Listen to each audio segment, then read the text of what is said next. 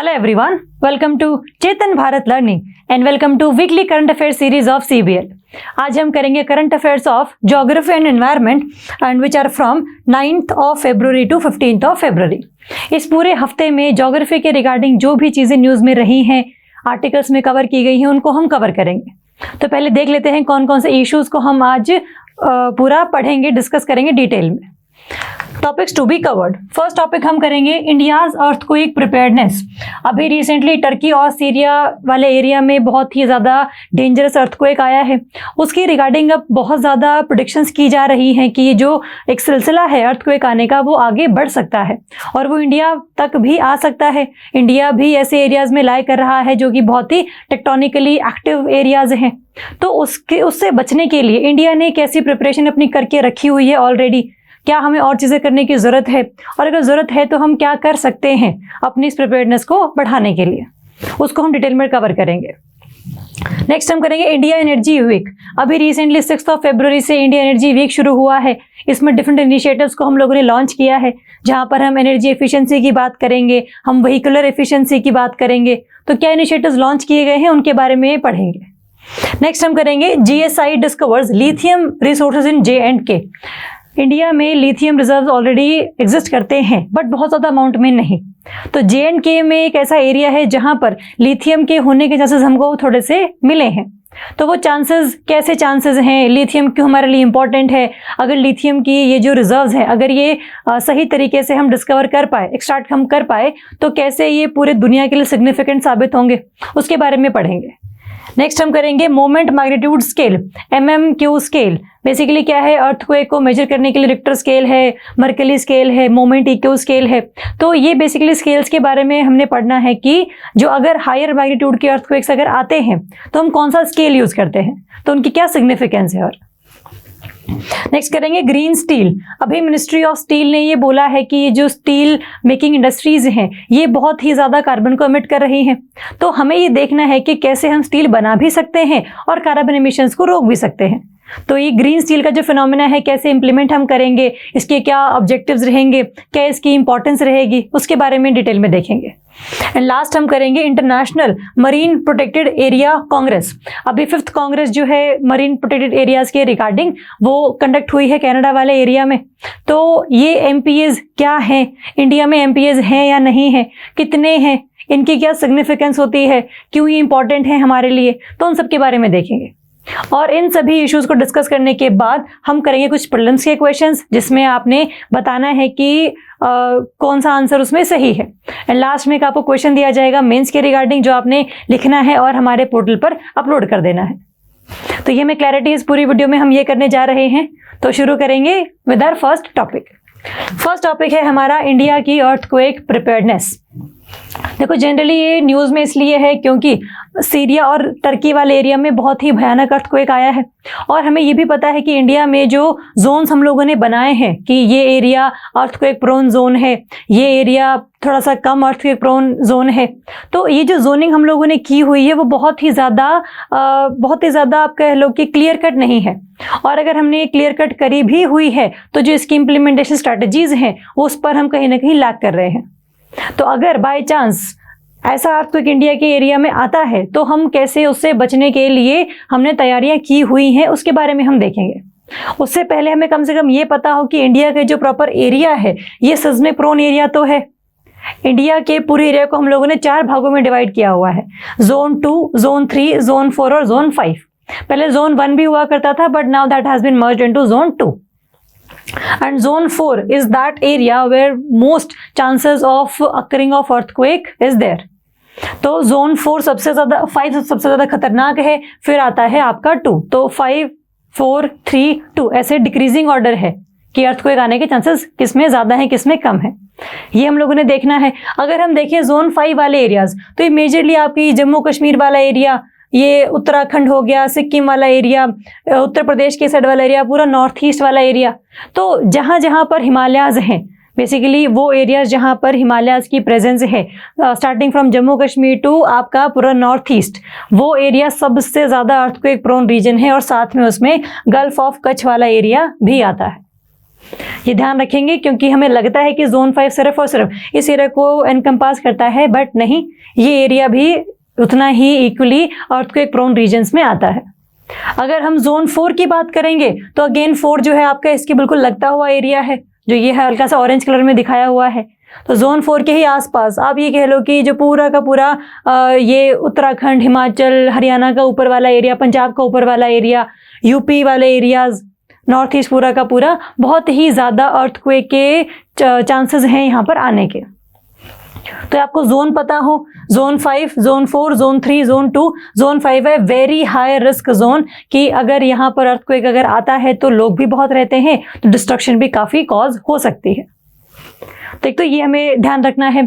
दूसरा, अगर हम देखें कि why India is more prone to earthquakes, ऐसी क्या चीज़ें हैं कि इंडिया में अर्थक्वेक ज़्यादा आ सकते हैं, तो इसका आंसर ये है कि इंडिया जो है बेसिकली इंडियन प्लेट जो है ये मर्ज कर रही है विद यूरेशियन प्लेट।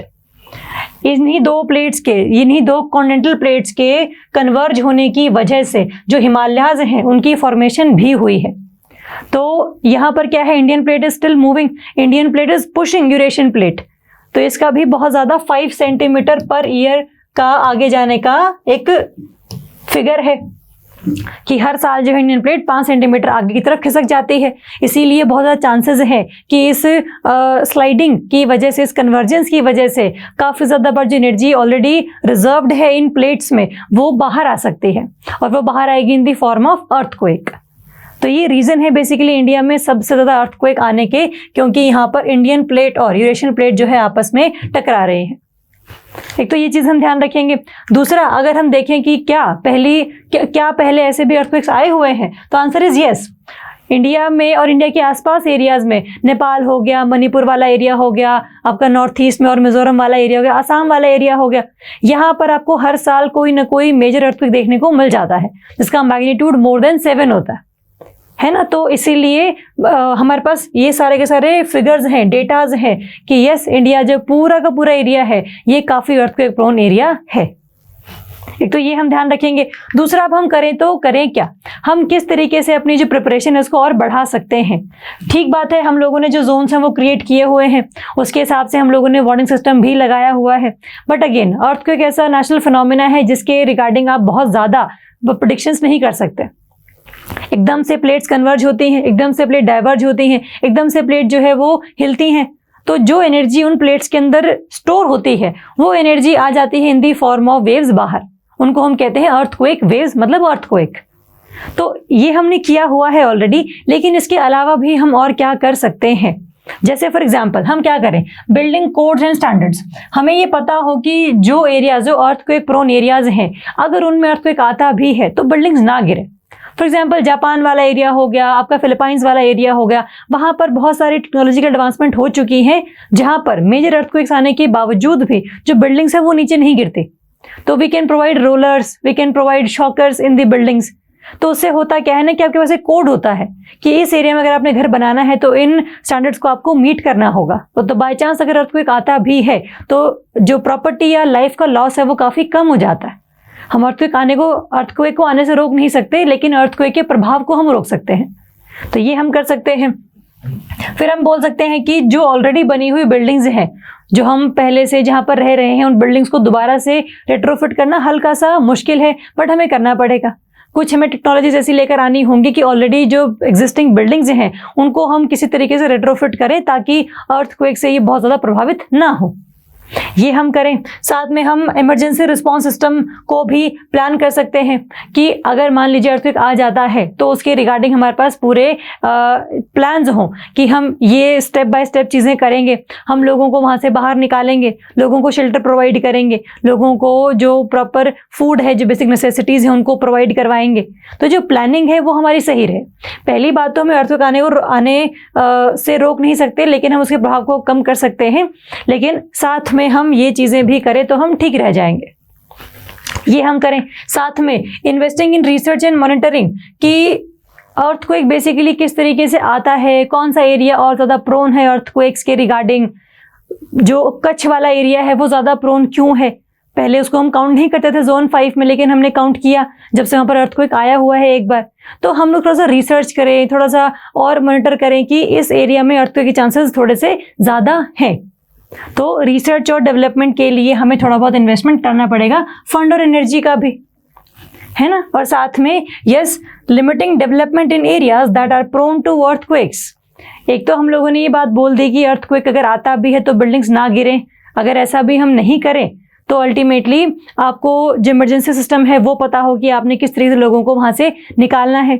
और इन सब से भी अच्छी बात यह है कि आप अर्थक्वेक प्रोन एरियाज में अपने जो नए घर हैं उनको बनाने ही ना दें। तो डेवलपमेंट का जो एरिया है, डेवलपमेंट का जो एक स्कोप है, उसको हम हल्का सा लिमिट कर सकते हैं उन एरियाज में। आपने घर अगर बनाने हैं तो बहुत ज़्यादा आप वहाँ पर जो रोड कंस्ट्रक्शन है वो नहीं करें। जो आपने नदियों के ऊपर पुल, नदियों के ऊपर जो ब्रिज बनाए हुए हैं, डैम बनाए हुए हैं, वो आप ना बनाएं।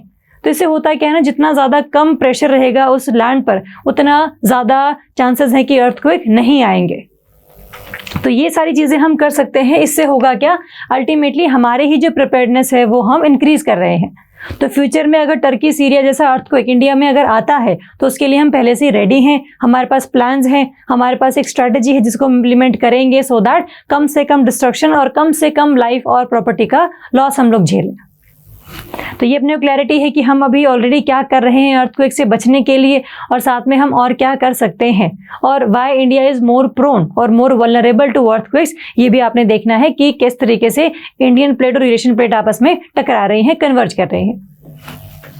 चलिए नेक्स्ट हम बात करेंगे इंडिया एनर्जी वीक। 6 फरवरी को शुरू हुआ है आपका India energy week from Bengaluru, Karnataka. इसमें कई सारे इनिशिएटिव्स को शुरू किया गया है। फॉर एग्जांपल E20 जो फ्यूल है वो अब मिलना शुरू होगा again 84 retail outlets of oil marketing companies, जो आपकी HPCL है, रिलायंस है, IOL है ना। तो इन सभी के जो ये पेट्रोल पंप्स हैं वहां पर अब E20 फ्यूल मिलना भी शुरू होगा। एक तो ये शुरू हुआ है। दूसरा जो ग्रीन मोबिलिटी रैली है जो ऑर्गेनाइज करवाई गई है बाय HPCL, उसको भी फ्लैग ऑफ किया गया है कि अब से हम लोगों को अवेयर करेंगे कि जो ग्रीन व्हीकल्स हैं वो किस तरीके से एनवायरनमेंट के लिए अच्छे हैं, आप किस तरीके से उनको अपना सकते हैं। तो ये कुछ चीज़ें हैं जो की गई हैं, उसके बारे में हम देख लेते हैं। फर्स्ट अगर हम बात करें तो E20 ethanol fuel. E20 ethanol fuel है बेसिकली आपका बायोफ्यूल। बायोफ्यूल होते हैं जिनको बनाने के लिए आपने फूड क्रॉप्स या नॉन फूड क्रॉप्स या माइक्रो ऑर्गेनिजम्स लाइक एल्गी ये सब किया हुआ है, ये सब यूज़ किया हुआ है। तो बायो का मतलब ही होता है लिविंग बीइंग। अगर आप बायोफ्यूल की बात करेंगे तो बायो इज लिविंग ना, तो ऐसा फ्यूल जो कि आपने बनाया है बाय लिविंग ऑर्गेनिजम्स, जिसमें प्लांट्स आ गए, जिसमें एल्गी आ गई। और इससे होगा क्या, आपने इथेनॉल बना लिया। फॉर एग्जांपल हम बात करते हैं बायोफ्यूल्स में 4 कैटेगरीज की, first generation biofuel, second generation biofuel, third generation biofuel और fourth generation biofuel. First generation biofuels होते हैं जिसमें हम लोग फूड क्रॉप्स को यूज करते हैं for generating biofuels. For example कोई भी शुगर केन हो गया, राइस हो गया, उनको हम यूज करते हैं। सेकेंड जनरेशन में हम यूज करते हैं नॉन फूड क्रॉप्स की, स्पेशली हम लोगों ने ये जो क्रॉप है वो लगाए ही इसलिए है ताकि हम इससे बायोफ्यूल्स बना सके। थर्ड जनरेशन बायोफ्यूल्स हैं आपके जिसमें आप एल्गी या अदर माइक्रो ऑर्गेनिजम्स का यूज करते हैं to form the biofuels.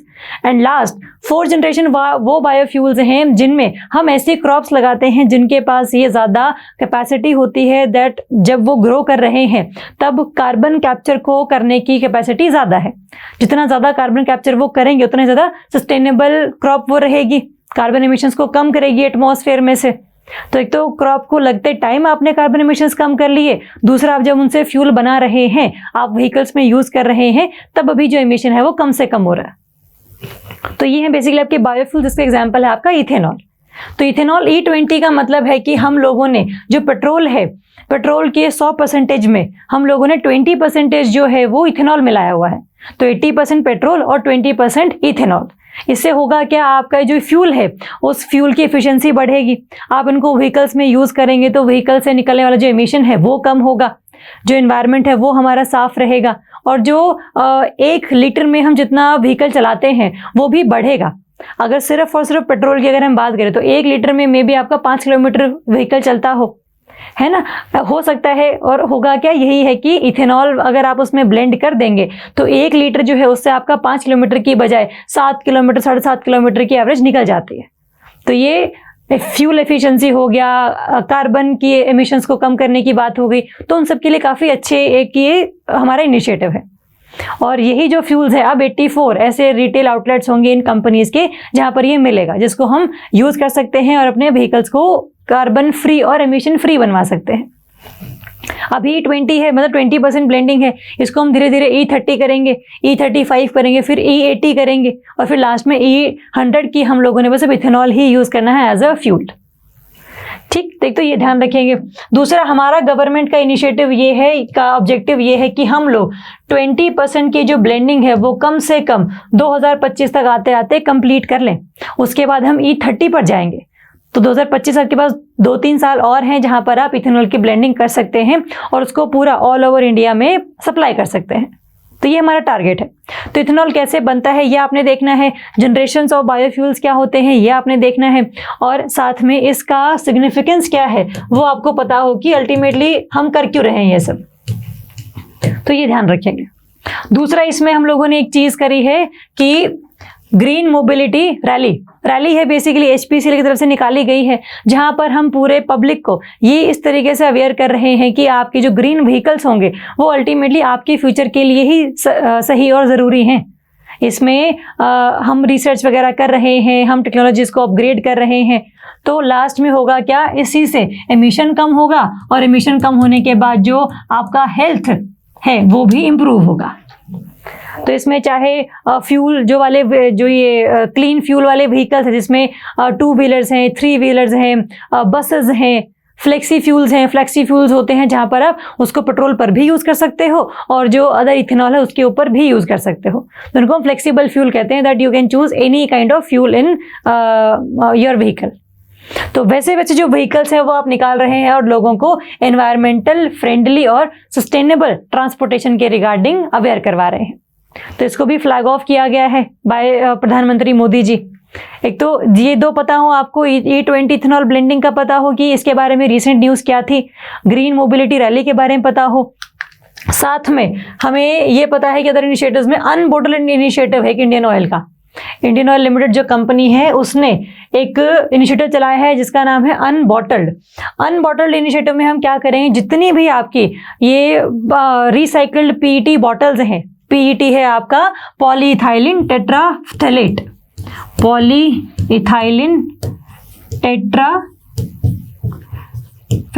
Basically polyester को हम कहते हैं। तो इसको हमने जब रिसाइकल किया है इस प्लास्टिक को, तो इन बॉटल्स को रिसाइकल करने के बाद जो प्रोडक्ट हमारे पास बना है उससे we can use many kinds of clothings.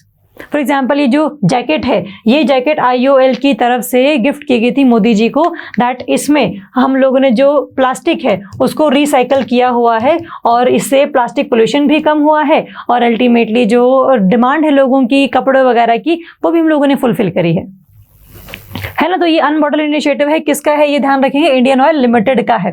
और साथ में इसी दिन पर जो PM मोदी जी हैं उन्होंने एक जो अगेन इंडियन ऑयल का ही जो twin cooktop model of solar cooker है उसको भी फ्लैग ऑफ किया है, जिसका नाम है सूर्य नूतन। इस सोलर कुकर की हम बात कर रहे हैं, सूर्य नूतन, जो कि हाइब्रिड है, मतलब रिचार्जेबल एक कुकर है जिसको आप किचन में रखे ही यूज कर सकते हैं और रिचार्जेबल है ये। तो उससे क्या है, खाना बना सकते हैं और ये सोलर पर भी चलेगा और साथ में जो हमारे ट्रेडिशनल फ्यूल्स हैं उनके ऊपर भी चलेगा। तो ये ट्विन कुकटॉप मॉडल है ऑफ इंडियन ऑयल। तो सूर्य नूतन के बारे में पता हो और इसका जो कमर्शियल रोल आउट है वो भी अब कर दिया गया है कि मार्केट से मिलना शुरू हो जाएगा ये, तो लोग इसको खरीद भी सकते हैं अब। तो ये कुछ इनिशिएटिव्स हैं जिसमें आपने ध्यान रखना है E20 इथेनॉल के बारे में, ये क्या है, बायोफ्यूल्स क्या होते हैं।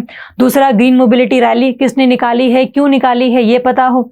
इंडियन एनर्जी वीक कब से कब तक मनाया गया है, कहाँ मनाया गया है, अनबॉटल्ड इनिशिएटिव क्या है, और साथ में सूर्य नूतन जो इस सोलर कुकर है ये बेसिकली किस तरीके से काम करता है ये आइडिया होना चाहिए। चलिए नेक्स्ट हम बात करेंगे GSI डिस्कवर्स लिथियम रिजर्व्स इन J&K। सबसे पहली बात तो जियोलॉजिकल सर्वे ऑफ इंडिया जो है उन्होंने पहली बार इन्फर्ड सोर्सेज ऑफ लिथियम को बताया है कि ये मिल सकते हैं कहाँ पर, जम्मू एंड कश्मीर के सलल हैमाना एरिया में। आपको एरिया पता होना चाहिए ये वाला, लेकिन अब क्वेश्चन ये आता है कि what do we mean by inferred resources. Inferred resource का मतलब होता है कि हम लोगों ने डायरेक्टली उस जगह को स्टडी नहीं किया है, हमें थोड़ा सा अभी ज़्यादा पता नहीं है कि यहाँ पर एक्चुअल में लिथियम होगा, अगर होगा तो कितना होगा, अगर है तो उसको हम कैसे एक्सट्रैक्ट करेंगे। तो ये जो प्रॉपर स्ट्रैटेजी है वो हम लोगों ने अभी नहीं बनाई है, तभी उसको हम कहते हैं इन्फर्ड रिसोर्सेज। हमने अब पता कैसे लगा कि लिथियम है यहाँ पर, तो जो आसपास के एरियाज हैं, जो पिट्स वगैरह हैं, जो ट्रेंचेस वगैरह हैं, उस एरिया में गड्ढे हैं, वहाँ पर अगर आपको लिथियम का हल्का सा भी एक सोर्स नज़र आता है तो आप ये बोल सकते हैं कि आसपास के एरिया में लिथियम की रॉक्स हुआ करती होंगी या फिर अभी भी एग्जिस्ट करती हैं। तो ये क्या है, इनडायरेक्ट मेथड से हम लोगों ने बताया है कि यस, इंडिया के J&K वाले एरिया में जो लिथियम है वो मिल सकता है। उसकी क्वालिटी क्या होगी, कितनी क्वांटिटी होगी, इसके बारे में इंफॉर्मेशन आनी अभी बाकी है। तो एक तो ये ध्यान रखेंगे। दूसरा क्या है, ये जो क्लासिफिकेशन है, फॉर एग्जांपल हम जैसे कहते हैं कि इस एरिया में लिथियम मिल गया है, तो हम कैसे बताते हैं कि लिथियम मिल गया है? उसके लिए कुछ स्टैंडर्ड्स इस्टेब्लिश किए हुए हैं। किसने? UNFC ने, United Nations international framework classification for reserves या रिसोर्सेज। 1997 में ये जो पूरा एक कन्वेंशन है उसको साइन किया गया था, जिसमें ये बताया गया था कि किसी भी एरिया में लिथियम मिला है या कोई भी रेयर अर्थ मेटल्स मिले हैं, उसके क्राइटेरिया कुछ ना कुछ तो होंगे। सबसे पहले इन्होंने बताया है कि सबसे पहले रिकॉनेसेंस की आपको पता हो कि हाँ इस एरिया में लिथियम एग्जिस्ट करता है नहीं करता है, या XYZ मिनरल एग्जिस्ट करता है नहीं करता है, अपने पता लगाना है। पहले पता लगाने के बाद जो प्रिलिमिनरी एक्सप्लोरेशन है, जो शुरुआत वाली है, वो आपने करनी है। अगर आपको लगता है कि इसको हम बहुत ही एफिशिएंट तरीके से स्टार्ट कर सकते हैं तो आप कंटिन्यू कर लीजिए, है ना। थर्ड स्टेज होगी फिर आपकी जनरल एक्सप्लोरेशन, जहां पर आपको पता हो कि हाँ इसको हम लोगों ने कमर्शियली रोल आउट करना है और हमें इसकी काफ़ी ज़्यादा रिक्वायरमेंट है, तो हम इसको अब करेंगे। एंड लास्ट स्टेज है आपकी यस डिटेल्ड एक्सप्लोरेशन की, जहां पर आप डीपर भी जा सकते हैं। आप बहुत सारे एरियाज में से जो फॉरेस्ट वगैरह हैं वो भी कट कर सकते हैं अगर आपने इस मिनरल को निकालना है तो। ये 4 स्टेजेस हैं जो बताई हैं हमें UNFC ने। 1997 में ये फ्रेमवर्क आया था, और ये किसका फ्रेमवर्क है? आपका United Nations economic commission for Europe. Paper में क्वेश्चन आता है, consider the following statements regarding this framework. तो पता हो कौन सी बॉडी ने इसको रिलीज किया है, इसके क्या स्टेप्स हैं, और ये बेसिकली ये बताता है प्रॉपर स्टैंडर्ड्स हैं कि किसी भी एरिया में रिजर्व हैं या रिसोर्सेज नहीं हैं तो उसके बारे में पता कैसे लगेगा। तो ये जो पूरे स्टैंडर्ड्स हैं ये आपको बताए हैं इस UNFC के फ्रेमवर्क ने। ठीक, तो ये ध्यान रखेंगे। दूसरा, ये प्रमोट करता है अगेन ट्रांसपेरेंसी एंड कंसिस्टेंसी। कल को अगर कोई भी कंट्री आकर ये कह देती है कि हमारे पास लिथियम बहुत ज़्यादा है तो हम कैसे मान लेंगे? तो उसके रिगार्डिंग जो ट्रांसपेरेंसी मेंटेन करने के लिए ये फ्रेमवर्क लेकर आया गया है कि अगर सभी इन स्टैंडर्ड्स को फॉलो अप करते हैं तभी हम पूरे एरियाज में ये बात पहुंचाएंगे कि हाँ इस एरिया में ये एलिमेंट या ये मिनरल मिला है। तो ट्रांसपेरेंसी और जो ये फेक मोनोपोली है, फेक हेजेमनी है of any country regarding any resource, उसको भी हम काउंटर करवाते हैं, है ना। तो ये सारी जो चीज़ें हैं ये हम करते हैं। और ये सारे एरियाज हैं जिसमें जहाँ पर आपको लिथियम मिलता है पूरे वर्ल्ड में। फॉर एग्जांपल अर्जेंटीना हो गया, चिले हो गया और बोलीविया हो गया।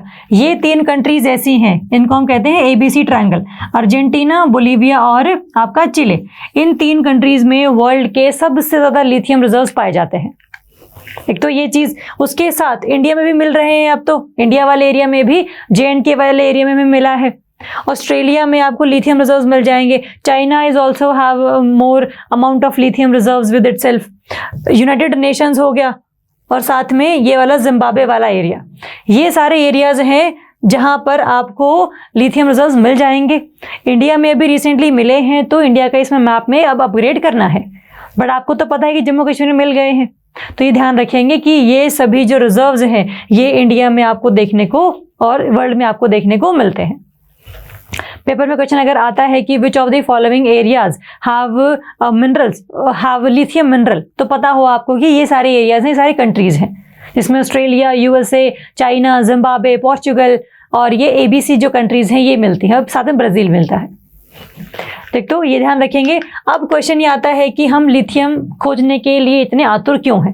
सबसे पहली बात तो लिथियम एक मेटल है और लिथियम को हम वाइट गोल्ड भी कहते हैं, क्योंकि ये एक तरीके की जो सिल्वरी मेटल है ना वो है। इसका जो कलर अगर आप देखेंगे तो बहुत ज़्यादा डार्क नहीं है, बहुत ज़्यादा ब्लैक नहीं है, तो ये सिल्वरी और शाइनी सा कलर है इस पूरे के पूरी मेटल का, इसलिए वाइट गोल्ड हम इसे कहते हैं।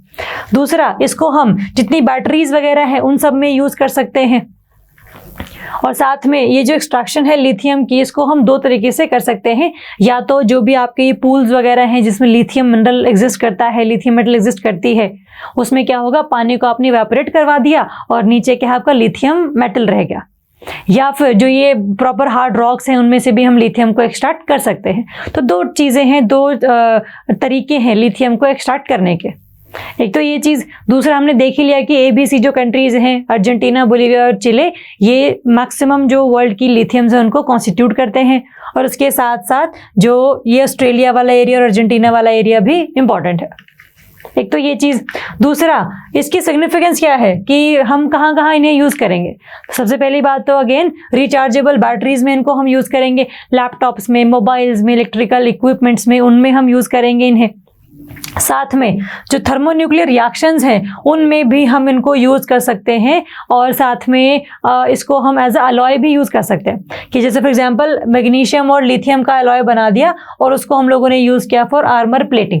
जो भी सोल्जर्स वगैरह अपने युद्ध के टाइम पर वो कपड़े वगैरह पहनते हैं, तो जो आर्मर पहनते हैं उसकी प्लेटिंग के लिए आप ये अलॉय यूज़ कर सकते हैं। तो डिफेंस में यूज़ कर सकते हैं आप इसे। अगर आपने एल्यूमिनियम और लिथियम का अलॉय बना दिया तो उसको आप एयरक्राफ्ट्स में, बाईसाइकिल की फ्रेम्स में, इन सब चीज़ों में यूज़ कर सकते हैं। ट्रेन्स में आप यूज़ कर सकते हैं। तो लिथियम को एज एन अलॉय भी आप यूज़ कर सकते हैं। लिथियम अकेला भी आप लैपटॉप्स या मोबाइल्स में एज अ, और या फिर एज अ बैटरी भी यूज़ कर सकते हैं। तो ये तीनों चीज़ें हैं जो आप कर सकते हैं। और साथ में जो ये जितने भी एल्यूमिनियम मैग्नीशियम की एक स्ट्रेंथ है उसको ये इम्प्रूव करते हैं और साथ में उसको हल्का सा लाइट बना देते हैं। तो पहनने के लिए थोड़ा सा जो है मूवमेंट रहती है अगर आप किसी डिफेंस एक्टिविटीज़ में पार्टिसिपेट कर रहे हैं तो। ठीक, तो लिथियम होता क्या है ये देख लिया हम लोगों ने, और लिथियम का इंपॉर्टेंस क्या है वो हमने देख लिया। और ये लिथियम रिजर्व्स के मिलने के बाद अब अगर हम इंडिया की बात करें तो सबसे ज़्यादा रिजर्व्स थे बोलीविया के पास, फिर अर्जेंटीना है, फिर US है, फिर चिले है, फिर Australia, China and India. India is the 7th largest lithium reserves को कॉन्स्टिट्यूट किए हुए। अगर J&K में जो रिसोर्स हम लोगों ने खोजे हैं अभी, अगर वो सही निकलते हैं तो अल्टीमेटली इंडिया का भी जो शेयर है वो थोड़ा सा बढ़ जाएगा इन लिथियम के रिजर्व्स। 5.7% रिजर्व्स हैं इंडिया के पास अभी, और अगर ये भी अप्रूव हो जाते हैं J&K वाले तो और भी जो सारी चीज़ें हैं वो हम उसको सही मान पाएंगे। ठीक, तो ये चीज़ हो गया। इसके अलावा इंडिया में J&K के अलावा इंडिया में बहुत सारे ऐसे एरियाज हैं जहाँ पर लिथियम हमें देखने को मिला है, जहाँ से हम एक्सट्रैक्ट भी करते हैं। भले ही हम मेजरली इसको इंपोर्ट करते हैं बट इंडिया में भी डोमेस्टिक माइनिंग इसकी होती है। फॉर एग्जांपल कर्नाटका का मांड्या डिस्ट्रिक्ट है जहाँ पर काफ़ी हज़ारों टन ऑफ लिथियम को हम लोगों ने माइन किया है। इसके अलावा माइका बेल्ट राजस्थान वाले एरिया में जहाँ पर माइका वगैरह मिलता है, माइका एज ए मिनरल, तो उसके आसपास के एरिया में लिथियम आपको देखने को मिल जाएगा। तो ये पोटेंशियल साइट्स हैं कि यहाँ पर लिथियम मिल सकता है। इसके अलावा पेग्माटाइट बेल्ट्स हैं उड़ीसा, छत्तीसगढ़, रन ऑफ कच्छ है गुजरात में। तो एग्जाम में क्वेश्चन अगर आता है कि इंडिया में लिथियम के रिजर्व्स कहाँ कहाँ मिल सकते हैं तो पता हो आपको कि कर्नाटका वाला एरिया है, राजस्थान वाला एरिया है, गुजरात का रन ऑफ कच्छ वाला एरिया है, छत्तीसगढ़, उड़ीसा जहाँ पर मेजरली आयरन ओर्स वगैरह मिलते हैं। तो वो सब जो चीज़ें हैं ये आपने ध्यान रखनी है। अभी कहाँ मिला है, सलल और हैमाना एरिया में है J&K की, बट उसके अलावा कर्नाटका का मांड्या डिस्ट्रिक्ट में हम ऑलरेडी माइन कर चुके हैं और एस्टिमेट हम कर रहे हैं कि बहुत हज़ारों टन जो है यहाँ से हम निकाल पाएंगे।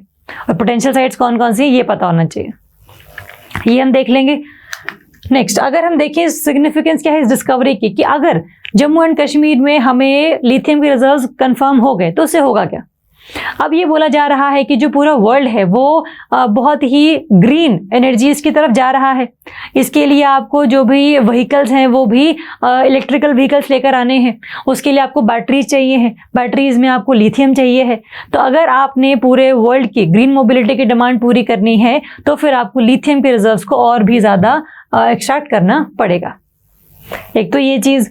दूसरा, क्योंकि बहुत सारे जो लिथियम के रिजर्व्स हैं वो बहुत ही कम एरियाज में हैं। फॉर एग्जांपल अर्जेंटीना में होंगे, बोलीविया में होंगे, चिले में होंगे, बहुत ही कम एरियाज में कॉन्सेंट्रेट होने की वजह से बहुत सारी कंट्रीज हैं जो इसके ऊपर मोनोपोली दर्शा सकती हैं। तो फ्यूचर में अगर ये कंट्रीज एक्सपोर्ट करने से मना कर देती हैं तो फिर काफ़ी ज़्यादा हमें अपने जो इलेक्ट्रिक व्हीकल्स हैं उनको बनाने में मुश्किल हो सकती है। इसीलिए इंडिया की खुद की जो डोमेस्टिक डिमांड है उसको हम डोमेस्टिकली ही फुलफिल कर दें, उसके लिए ये सब लिथियम की एक्सट्रैक्शन ज़रूरी है। तो ये सारी चीज़ें सिग्निफिकेंट दर्शाती हैं कि लिथियम की ये जो डिस्कवरी है काफ़ी ज़्यादा इंपॉर्टेंट है, क्योंकि लिथियम की शॉर्टेज होने वाली है अगले आने वाले कुछ सालों में, क्योंकि सभी कंट्रीज अब ग्रीन एनर्जीज की तरफ जा रही हैं जहाँ पर इलेक्ट्रिक व्हीकल्स का अब ज़माना आ गया है। ठीक, तो लिथियम क्या है ये हमने देख लिया, लिथियम कहाँ मिला है ये हमने देख लिया, और साथ में और कहाँ कहाँ पर ऑलरेडी हम लोगों ने खोजा हुआ है इसको वो हमने देख लिया, और डिस्कवरी सिग्निफिकेंट है या फिर इसकी कोई इंपॉर्टेंस नहीं है वो हम लोगों ने देख लिया। चलिए नेक्स्ट हम बात करेंगे moment magnitude scale, MMS, moment magnitude scale. ये बेसिकली क्या है, ये मैग्नीट्यूड मेजर करता है अर्थक्वेक का। देखो जनरली जब अर्थक्वेक आता है तो that is basically shaking of the earth. तो शेकिंग ऑफ द अर्थ से वो शेक क्यों हो रही है, क्योंकि उसमें से एनर्जी निकल रही है। एनर्जी क्यों निकल रही है, क्योंकि जो भी प्लेट्स थी यहाँ पर, फॉर एग्जाम्पल जो भी प्लेट यहाँ पर एज इट इज रखी हुई थी, अगर वो अपने साइड से कहीं ना कहीं मूव कर रही है तो इसके अंदर जो भी एनर्जी स्टोर्ड थी वो एनर्जी आपकी रिलीज कर जाएगी, और वो एनर्जी रिलीज होगी in the form of waves, in the form of waves, जिनको हम कहते हैं अर्थक्वेक वेव्स। तो ये जो एनर्जी निकली है ये कितनी एनर्जी निकली है, जितनी एनर्जी निकलेगी उतना ही ज्यादा जो अर्थक्वेक होगा उतना ही वो डिस्ट्रक्टिव होगा।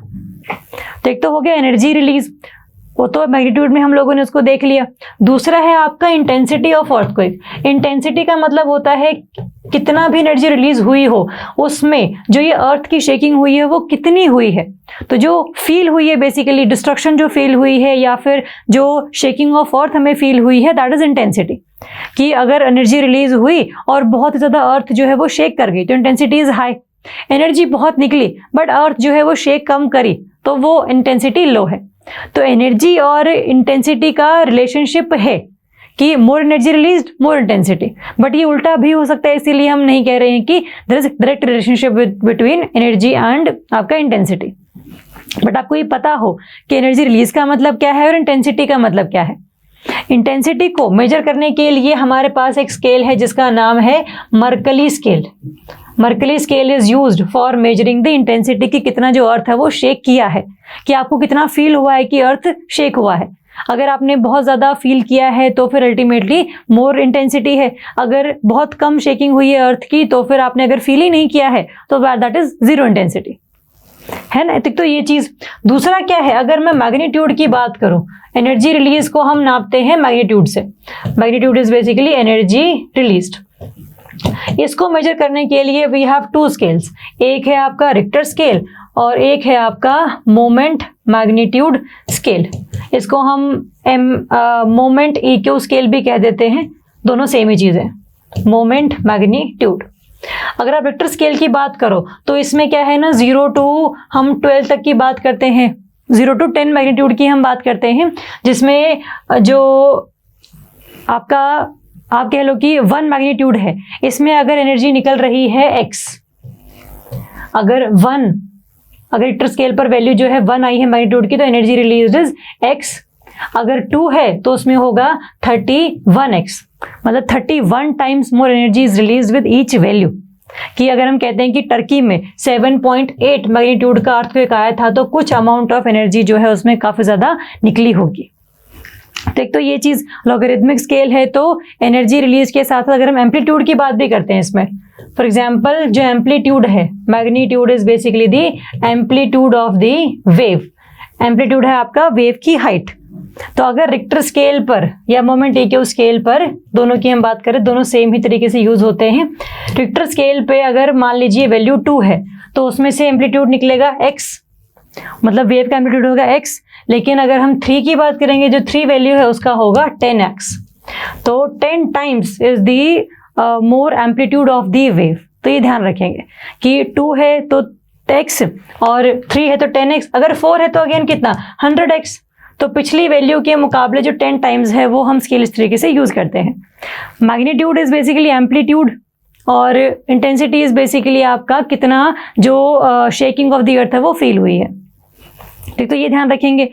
रिक्टर और मोमेंट स्केल में इतना सा फर्क है कि जो रिक्टर स्केल है वो मोर देन 8 मैग्नीट्यूड के अर्थक्वेक्स को बहुत अच्छी एफिशिएंसी से मेजर नहीं कर पाता। इसीलिए इसको ठीक करते हुए हम लोगों ने जो मोमेंट स्केल है वो लेकर आया है। Moment scale can measure the energy released और the amplitude of the earthquake wave very effectively even if the magnitude is more than 8 और 10 के आसपास।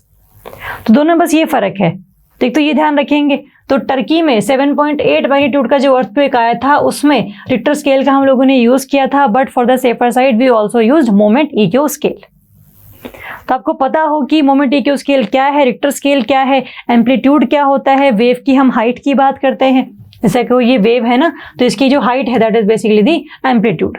जितना ज्यादा एम्पलीट्यूड होगा मतलब उतना ही ज्यादा शेकिंग ऑफ द अर्थ हुआ है, उतना ही जो इंटेंसिटी है वो भी आपको फील होगी। तो ये ध्यान रखेंगे हम। दूसरा, इंटेंसिटी को मेजर करते हैं बाय मर्कली स्केल, तो ये पता हो बस हल्का सा। तो इन स्केल्स के बारे में काफी ज्यादा न्यूज़पेपर में आ रही थी चीजें, इसलिए मैंने इसको कवर किया हुआ है। चलिए नेक्स्ट हम बात करेंगे आपके ग्रीन स्टील की। ग्रीन स्टील का बेसिकली मकसद ये है अब कि जब हम स्टील बना रहे हैं तो कम से कम कार्बन की एमिशन हो। अब उससे पहले उसको देखने से पहले हमें ये पता हो कि स्टील बनता कैसे है। तो अगर हम स्टील मेकिंग की बात करें तो स्टील को बनाने के लिए हम क्या करते हैं, फर्स्ट हमारे पास होता है आयरन का ओर। हम आयरन से ही बेसिकली स्टील बनाते हैं। हम आयरन को डालते हैं किसमें, ब्लास्ट फर्नेस में।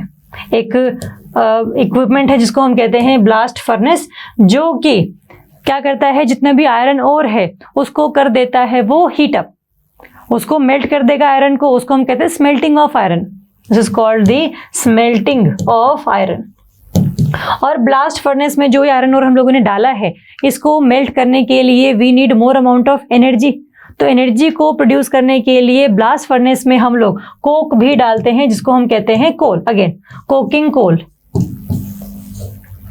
तो ये जो है, ये जब हीटअप होगा, इसको जब हम इसमें डालते हैं तो ये एनर्जी प्रोवाइड करता है so that iron can be melted. तो इस टेम्परेचर को बढ़ाने के लिए, एनर्जी को प्रोड्यूस करने के लिए हम क्या करते हैं, वी यूज कोक। अब हम जब इसको यूज कर रहे हैं तो इससे एमिशन निकल रहे हैं, कार्बन एमिशन हो रहा है, बिकॉज कोल है तो कार्बन एमिशन तो होना ही है। तो इस वजह से जो हम स्टील बना रहे हैं उसकी भी एमिशन की जो लिमिट है वो काफी ज्यादा है। तो हमने जब इसको स्मेल्ट किया तो अल्टीमेटली जो हमारे पास मेल्टेड आयरन आया उसमें जो भी इम्प्योरिटीज हम लोगों ने हटाई, तो इम्प्योरिटीज को हटाने के बाद हम लोगों ने स्टील बनाया। स्टील को और स्ट्रेंथन अप करने के लिए उसमें हम लोगों ने क्रोमियम, निकल, टंगस्टन इसको मिला दिया। तो वो अलग चीज़ है कि स्टील हम बनाने के लिए और भी अलॉयज को यूज़ कर सकते हैं। बट आपको ये पता हो कि एक जो ब्लास्ट फर्नेस है जिसमें आयरन ओर होता है, उसको स्मेल्ट करने के लिए, एनर्जी प्रोवाइड करने के लिए हमें यूज़ करना होता है कोल। और जब आप वो चीज़ करते हैं तो उससे कार्बन एमिट होता है। तो हम अब ये चाहते हैं कि ब्लास्ट फर्नेस को अगर हम यूज़ करें इंडिया में तो हम उसको या तो इलेक्ट्रिकली यूज़ करें, और इलेक्ट्रिसिटी कोल से ना आए, वो इलेक्ट्रिसिटी आए आपका सोलर पावर से। तो वो सारी जो चीज़ें हैं वो आप करो, तभी है जो स्टील बनेगा आपका, that would be green steel, है ना। तो दोनों चीज़ें हैं। ब्लास्ट फर्नेस को अगर आप इलेक्ट्रिसिटी से चला रहे हैं तो अल्टीमेटली वो इलेक्ट्रिसिटी क्या है, वो कोल से ना आए, कोल से ना जनरेट की हो हम लोगों ने, उसको हमने जनरेट किया हो रिन्यूएबल सोर्सेज से। फॉर एग्जांपल इसमें सोलर आ गया, फिर हाइड्रोजन एज ए फ्यूल आ गया, है ना। तो ये सारी चीज़ें हम अगर करेंगे तो we can produce green steel. अभी अगर हम बात करें तो 1 टन स्टील बनाने के लिए हमें 1.5 to 3 टन ऑफ CO2 को एमिट करना पड़ता है। तो अगेन ग्लोबल वार्मिंग हो गया, क्लाइमेट चेंज हो गया, उसमें काफ़ी ज़्यादा जो है ये कंट्रीब्यूट करता है। तो हमें ये सब नहीं करवाना है, इसीलिए ग्रीन स्टील को बनाना है हमें, steel without the use of the fossil fuel, जिसमें हम अगेन रिन्यूएबल सोर्सेज हम यूज कर सकते हैं, hydrogen as a fuel use कर सकते हैं, electricity, instead of traditional carbon intensive methods को हम यूज कर सकते हैं। तो एक तो ये ध्यान रखिए, ग्रीन स्टील कैसे बनाएं, पहला स्टील कैसे बनता है वो हम लोगों ने देख लिया। दूसरा अगर हम बात करें इसमें और क्या कर सकते हैं, तो इसमें हम जो भी स्टील बनाए उस टाइम पर जो भी एमिशंस वगैरह निकले उसको हम कैप्चर ही कर लें, कार्बन को हम कैप्चर कर लें, यूटिलाइज कर लें, स्टोर कर लें, उसको हम आगे किसी और चीज़ में यूज़ कर लें। तो ये टेक्नोलॉजी भी हम अपना सकते हैं कि हम अल्टरनेटिव्स इस तरीके से अपनाएं कि कार्बन को हम लोगों ने कैप्चर कर लिया। दूसरा कि लो कार्बन हाइड्रोजन से भी हम लोग यूज़ कर सकते हैं कि एनर्जी प्रोवाइड अगर करनी है तो उसमें कोक ना डालकर हम लोग हाइड्रोजन का यूज़ कर लें। तो एनर्जी ही प्रोवाइड करनी है, आयरन को स्मेल्ट ही अगर करना है तो ये ऑप्शंस भी आपके पास हैं। दूसरा, direct electrification through electrolysis of iron ore, कि आयरन ओर ही बेसिकली हम लोगों ने इलेक्ट्रोलाइसिस बेसिकली यूज़ किया और हमने इलेक्ट्रिसिटी जो बनाई है वो बनाई है through renewable resources, electricity through renewable resources. तो ये ध्यान रखेंगे। दूसरा, अगर हम देखें कि इंडिया में कहाँ कहाँ पर स्टील प्रोडक्शन होती है, तो ये बेसिकली आपका मैप है जहाँ पर गुजरात वाला एरिया, झारखंड, वेस्ट बंगाल, उड़ीसा, महाराष्ट्र और कर्नाटका का जो छत्तीसगढ़ वाले एरियाज हैं, यहाँ पर मेजरली आपको स्टील की प्रोडक्शन देखने को मिल जाएगी। ठीक, तो ये ध्यान रखना है। दूसरा, अगर हम इनमें माइंस वगैरह की बात करें तो ये भिलाई वाले एरिया में भिलाई माइंस हैं, आपका दुर्गापुर वेस्ट बंगाल वाला एरिया, बर्नपुर वेस्ट बंगाल वाला एरिया। तो जिस भी एरिया में आपको कोल और आयरन ओर की अवेलेबिलिटी ज़्यादा मिलेगी वहाँ पर स्टील की प्रोडक्शन बहुत इजीली हो जाती है, क्योंकि ये जो दोनों ओर्स हैं ये काफ़ी ज़्यादा ट्रांसपोर्ट करने की हमें फिर ज़रूरत नहीं पड़ती। तो कहीं ना कहीं कॉस्ट इफेक्टिविटी हम लोग बनाए रखते हैं। तो जहाँ पर रॉ मटेरियल्स बिल्कुल पास में होते हैं वहाँ पर कॉस्ट ऑफ प्रोडक्शन भी हमारी कम हो जाती है, क्योंकि उसमें से ट्रांसपोर्टेशन की जो कॉस्ट है वो हम निकाल ही देते हैं। ठीक, तो इंडिया में ये स्टेटस है पूरा स्टील के प्रोडक्शन का। ये सारे एरियाज हैं जहाँ पर आपको स्टील बनाने के एरियाज देखने को मिल जाएंगे। और पूरे वर्ल्ड में चाइना के बाद इंडिया जो है वो second largest consumer of finished steel है, कि सबसे ज़्यादा स्टील हम लोग यूज़ करते हैं आफ्टर चाइना। तो अगर हम डिमांड बहुत ज़्यादा है हमारी तो फिर प्रोडक्शन भी हमें इंक्रीज करनी पड़ेगी। प्रोडक्शन इंक्रीज करेंगे तो कार्बन एमिशन इंक्रीज होंगे, तो वो हम ना करें इसके लिए we are using green steel को प्रोड्यूस करने का मेथड। ठीक, तो ये हम ध्यान रखेंगे कि इंडिया में स्टील वगैरह कहाँ कहाँ मिलते हैं और क्या इनकी सिग्निफिकेंस है। चलिए, इसके अलावा इंडिया के और कौन कौन से इनिशिएटिव्स हैं जहां पर हम ग्रीन स्टील को और भी ज़्यादा इंप्रूव करने की बात करते हैं। For example, steel scrap recycling policy 2019। इस पॉलिसी के तहत जो भी स्टील आपका किसी और जगह पर यूज़ हो रखा है उसको आप लोगों ने दोबारा से रिसाइकल करना है और उसको दोबारा से यूज़ करना है। तो रिसाइकल्ड जो स्टील है वो आपने यूज़ करना है, वो मैंडेटरी कर दिया गया है डिफरेंट प्लांट्स के लिए। फिर ग्रीन हाइड्रोजन मिशन है जहाँ पर as hydrogen as a fuel आप यूज़ कर सकते हैं टू प्रोड्यूस ग्रीन स्टील। तो ये भी हम लोगों ने किया है कि हाइड्रोजन को बनाने के लिए हम लोग इलेक्ट्रोलाइसिस करेंगे, बट वो करने के लिए जो इलेक्ट्रिसिटी हमें चाहिए है वो electricity will be produced through renewable resources. ये हमने किया है। हमने मोटर व्हीकल वाला जो रूल्स है उसमें भी सेम हम लोगों ने ये बोला है कि स्टील जो हम लोगों ने कहीं और यूज़ किया हुआ है उसको हम दोबारा से रीयूज करेंगे, ये बताया हुआ है उसमें। दूसरा, नीडो मॉडल प्रोजेक्ट। ये जो नीडो मॉडल है ये है जापान का model, new energy and industrial technology development organisation. ये एक ऑर्गेनाइजेशन है जापान की जिसमें इस टेक्नोलॉजी को यूज़ करके आप बहुत ही जो स्टील प्लांट्स हैं उनको एनर्जी एफिशिएंट बना सकते हैं। एनर्जी एफिशिएंट का मतलब होता है they will use less amount of energy to smelt iron. तो ये जो प्रोजेक्ट हैं ये बेसिकली जिसके लिए हम लोग इंटरनेशनली कोलैबोरेट करते रहते हैं, ये आपने ध्यान रखना है कि इंडिया के खुद के इनिशिएटिव कौन कौन से हैं और साथ में और कंट्रीज के साथ में कौन कौन से कोलैबोरेशन हम लोगों ने किए हुए हैं। तो ये सारी चीज़ें जो है आप ध्यान रखना इंपॉर्टेंट है। चलिए, नेक्स्ट हम बात करेंगे international marine protected areas Congress IMPAC। 5th जो इसकी कांग्रेस है वो हुई है अभी रिसेंटली कनाडा में। तो एक तो ये चीज़, दूसरा भी जो रिसेंटली कन्विंग प्रोटोकॉल हुआ था जो हम लोगों ने बात करी थी CBD की, उसमें हम लोगों ने ये देखा था कि हम लोगों ने सोचा है कि 30% ऑफ द अर्थ की लैंड और ओशन को हमें बचाना है बाय 2030। तो वो सब करने के लिए उसमें हम लैंड प्लस ओशन की बात कर रहे थे ना, तो उसमें हम ओशंस को कैसे बचाएंगे उसके लिए स्ट्रेटजीज जो है इस पूरे के पूरे उसमें ड्राफ्ट में दी हुई है। देख, तो ये चीज़। दूसरा, अगर हम बात करें MPs होते क्या हैं, देखो नाम से ही क्लियर है कि मरीन प्रोटेक्टेड एरियाज, ऐसे एरियाज फॉर एग्जांपल जहाँ पर बायोडाइवर्सिटी काफ़ी अच्छी मिलती है। लैंड वाले एरिया में तो हम लोग उनको नेशनल पार्क डिक्लेयर कर देते हैं, वाइल्ड लाइफ सेंचुरीज डिक्लेयर कर देते हैं, लेकिन इन वाले एरियाज में हमको डिक्लेयर करते हैं MPA, खास करके जो कोस्टल एरियाज वाले एरियाज हैं। जहाँ पर काफ़ी मरीन बायोडाइवर्सिटी इंपॉर्टेंट है, उसको हमें बचाना है। तो एक तो ये एरियाज़ हैं। दूसरे इन एरियाज़ में हम लोग ये नहीं कहते कि एक्टिविटीज़ आर रिस्ट्रिक्टेड, बल्कि इनमें आप कम्युनिटीज़ भी रहती हैं, बायोडाइवर्सिटी मेंटेन भी हम करते रहते हैं। तो ये दोनों का एक सामंजस्य है, जहाँ पर हम इकोलॉजी को बचाने के लिए लोगों को वहाँ से नहीं निकाल रहे हैं और लोगों की नीड्स को पूरा करने के लिए हम बायोडाइवर्सिटी को ख़त्म नहीं कर रहे हैं। तो ये दोनों जो चीज़ें हैं ये हम MPAs में करते रहते हैं। एक तो ये, दूसरा अगर हम इनकी सिग्निफिकेंस की बात करें कि बचाना क्यों है, सबसे पहला आंसर तो यही हो गया कि बायोडाइवर्सिटी बहुत हाई है इनमें, इकोलॉजिकल इकोसिस्टम सर्विसेज बहुत ज़्यादा प्रोवाइड करते हैं ये। दूसरा as a carbon sink use हम इन्हें करते हैं कि जितना भी एटमॉस्फेयर में CO2 एग्जिस्ट करता है उसका काफ़ी जो परसेंटेज है वो ये अब्जॉर्ब ही कर लेते हैं, ये हमें ध्यान रखना है। दूसरा fishing activities and prevent over fishing करते हैं ये, कि अगर किसी एरिया में आपने MPA डिक्लेयर किया हुआ है तो there is regulation, there is no prohibition of fishing but yes there is regulation of fishing, कि जो इलीगल फिशिंग है वो आप ना करें, ओवर यूज ऑफ फिशेज ना करें। तो ये सब चीज़ें आप कर सकते हैं if you declare any area is MPA। साथ में टूरिज्म को बढ़ाने के लिए हम इंक्रीज कर सकते हैं इन सारे के सारे सिग्निफिकेंसेस को, और साथ में जो रिसर्च एंड डेवलपमेंटल एक्टिविटीज़ हैं उनको भी हम इम्प्रूव कर सकते हैं, क्योंकि यहाँ पर जो बायोडाइवर्सिटी का लेवल है वो काफ़ी ज़्यादा हाई रहता है। तो ये सिग्निफिकेंस है इनकी, और ये हम इनको बचाना चाहते हैं। इसीलिए हम लोग जो ये कांग्रेस है, ये जो पूरा जिसमें इंडिया भी पार्टिसिपेट करता है, वो हम जो डेली बेसिस पर या एनुअल बेसिस पर हम इसको अपडेट करते रहते हैं। तो एक तो ये ध्यान रखेंगे। तो MPAs हम लोगों ने देख लिए। अगर हम बात करें कि इस मीट में क्या बोला गया, तो इस मीट में यही बोला गया कि जितने भी स्टेक होल्डर्स हैं, जितने भी कोस्टल एरियाज़ हैं जो कंट्रीज़ में पड़ते हैं, उन कंट्रीज़ की रिस्पॉन्सिबिलिटी ये है कि वो उन चीज़ों को ठीक रखें। इसके लिए अगर आपको कोलैबोरेशन अगर चाहिए है, टेक्नोलॉजी इंप्रूव अगर आपको करनी है, तो डेवलप्ड कंट्रीज़ जो है वो टेक्नोलॉजी आप लोगों को देंगे। लेकिन अल्टीमेटली जो रिजल्ट है वो यही है कि MPAs को आपने वल्नरेबल कैटेगरी से निकालकर एक सेफ कैटेगरी में रखना है।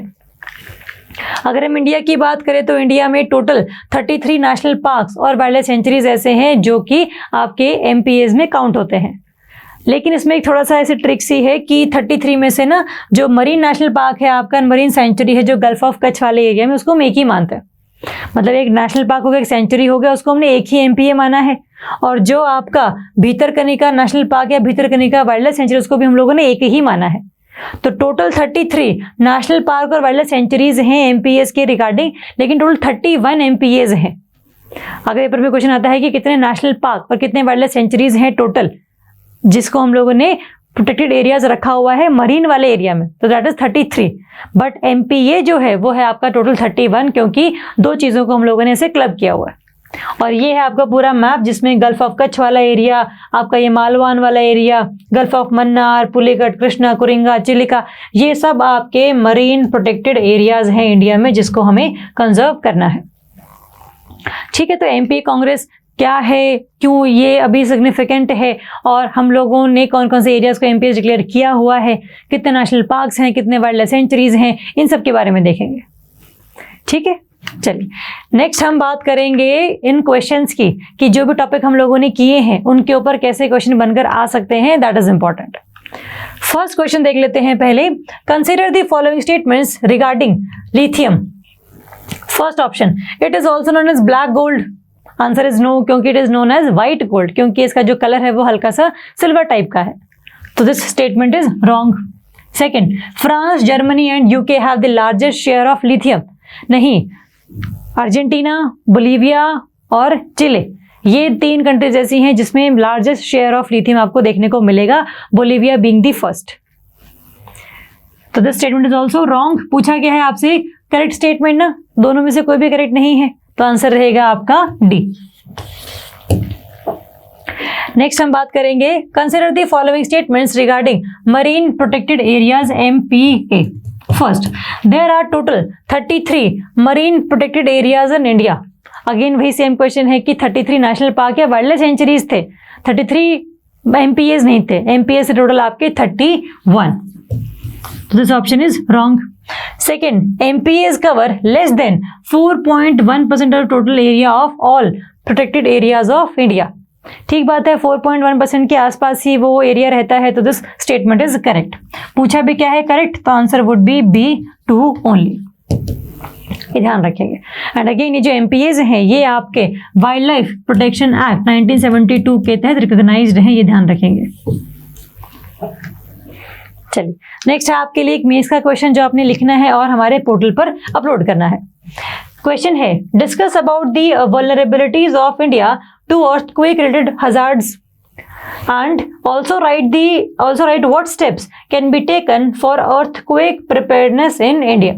देखो पहले तो आपको बताना है कि इंडिया में जो अर्थक्वेक आने के चांसेस है वो कैसे हैं।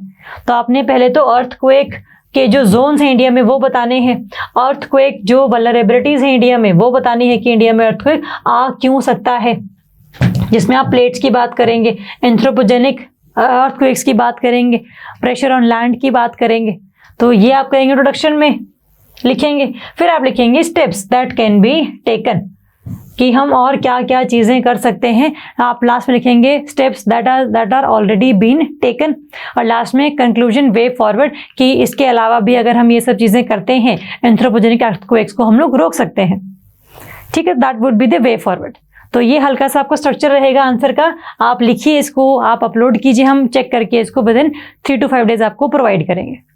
बाकी इस पूरी वीडियो में कोई भी डाउट है किसी भी टॉपिक में, किसी भी क्वेश्चन में, तो आप कमेंट कर सकते हैं और हमें कॉल कर सकते हैं। तो कोई भी इशू रहेगा तो प्लीज़ बताइएगा। Thank you so much.